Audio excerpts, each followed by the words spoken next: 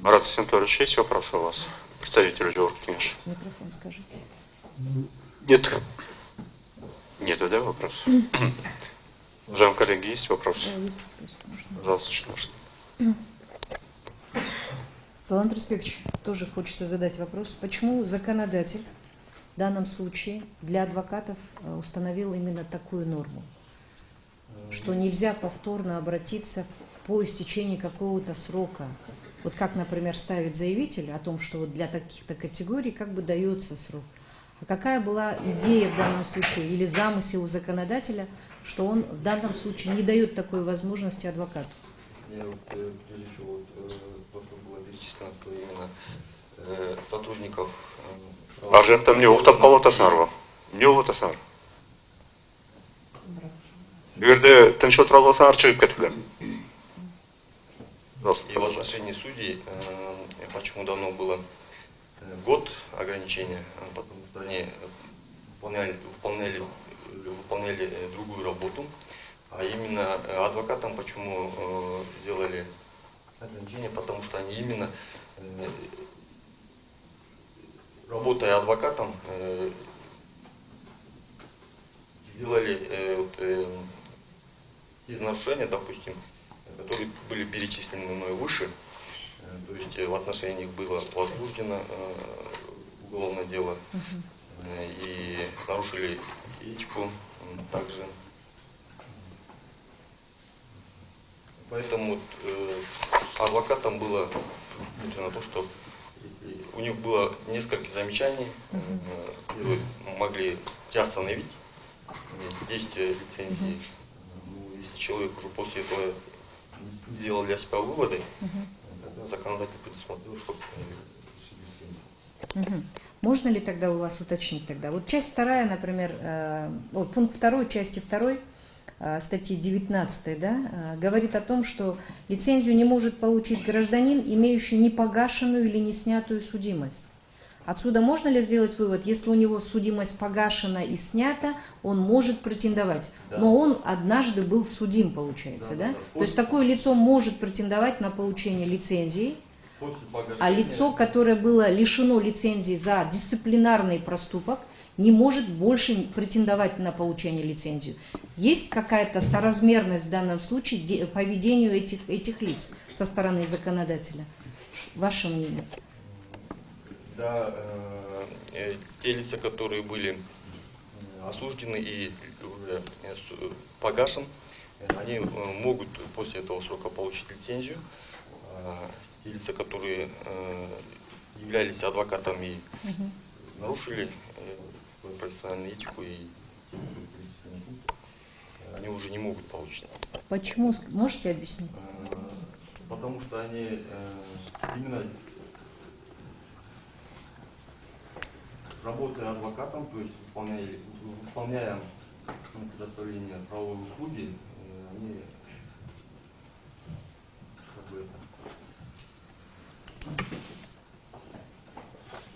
недостаточно выполняли свои функции.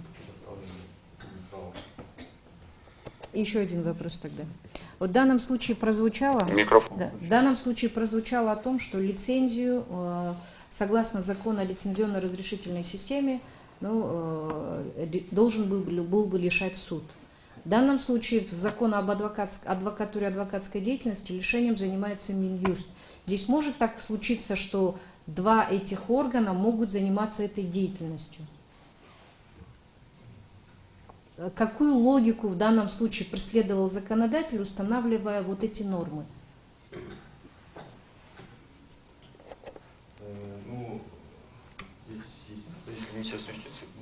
То есть вы затрудняетесь ответить, да? Хорошо. Можно? Пожалуйста, Юрий Иванович. Для уточнения предыдущих вопросов моих коллег, вот вы в своем выступлении обосновали свои доводы тем, что когда обращающая сторона акцентирует свое внимание именно в том моменте положения оспариваемой нормы, где дискриминируются права именно по занятию адвокатской деятельностью, повторно получение лицом лицензии. А когда, то есть три категории лиц, когда две категории лиц бывшие судьи, представители правоохранительных органов имеют право по истечению определенного времени.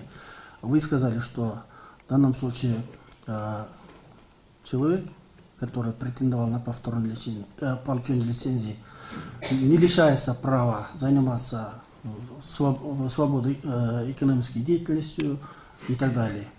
А вот если вопрос поставить ребром именно принципиально, если человек хочет заниматься, хотел повторно получить лицензию, именно по вашему мнению, здесь есть дискриминация или нет? Нет, здесь нет дискриминации. Почему? Потому что человек, если он хочет действительно заниматься, и если у него профессиональные качества, и он может действительно бороться за право того гражданина, который ему просит о помощи, он не обязательно по этому закону сейчас брать лицензию. Может он выступать по доверенности. Ну, по доверенности не всегда же, например, по уголовным делам защитником не может он выступить. Поэтому здесь вопрос стоит принципиально. Человек повторно не может получить лицензию, как те другие. Здесь есть дискриминация или нет, по вашему мнению? Нет, есть дискриминации. Почему? Потому что в этом случае, что адвокат именно трудился, предоставлял адвокатские услуги, а так получается, что в правоохранительных органах он получил дисциплинарное взыскание и также касается... Да, там понятно ваша повесть. Спасибо. Есть еще вопрос? Нет? Есть. Мне можно вопрос? Пожалуйста, Марат. Вот, Георгий, скажите, пожалуйста, вот раз закон был, как вы говорите, закон о доказательной деятельности, вы не могли бы озвучить порядок лишения лицензии? Он же есть закон. Вы имеете в виду при рассмотрении комиссии? Да, или как? да. У нас здесь есть представители Министерства юстиции, они по этой части, наверное, более подробнее ответят. Хорошо? У меня тоже есть вопрос, уважаемый суд. Пожалуйста. Вот, уважаемый представитель Георгия Кенеша, я несколько раз там лично обращался за официальным толкованием определенных статей закона, но ни разу не получал официального толкования. А здесь вы на заседании Конституционной палаты разъясняете вот эти нормы закона. Вот вы сами были депутатом при принятии вот этого самого закона об адвокатуре и адвокатской деятельности? Ну, в будущем он, может, и будет депутатом, он представитель Георгия Кенеша. А почему официальное толкование Георгий Кенеш ни разу не дает? Вы читайте Конституцию. Садитесь. Читайте Конституцию.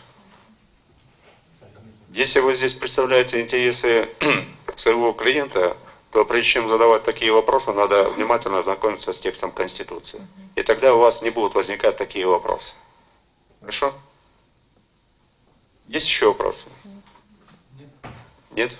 Спасибо, присаживайтесь.